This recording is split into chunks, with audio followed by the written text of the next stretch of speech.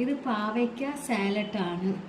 പാവയ്ക്ക ചെറുതായിട്ട് കനം കുറച്ച് വെട്ടിയ ശേഷം ഉപ്പ് മിക്സാക്കിയിട്ടേ അത് നല്ല രീതിയിൽ ബ്രൗൺ കളറിന് മൂപ്പിച്ചെടുക്കണം. ഫ്രൈ ചെയ്ത് എടുത്ത് കോരി മാറ്റി വെച്ച ശേഷം പിന്നെ സവാള, ഉള്ളി, 2 സവാളയും ഒരു തക്കാളിയും, വലിയ തക്കാളി ഒരെണ്ണം, പിന്നെ 1-2 പച്ചമുളകും, ഇത് 3ഉം ചെറുതായിട്ട് വെട്ടി പിന്നെ ഈ ഫ്രൈ ചെയ്തെടുത്ത പാവയ്ക്ക ഇതിലിട്ട് നമുക്ക് ആവശ്യമുണ്ടെങ്കിൽ ഇത്തിരി പുളിപ്പ് വേണമെങ്കിൽ ഇത്തിരി നാരങ്ങ ഇതിലിടാം.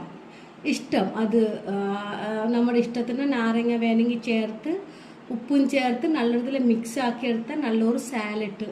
അത് പാവയ്ക്ക കഴിക്കാൻ ഇഷ്ടപ്പെടാത്ത ആൾക്കാരും കഴിച്ചു പോകും.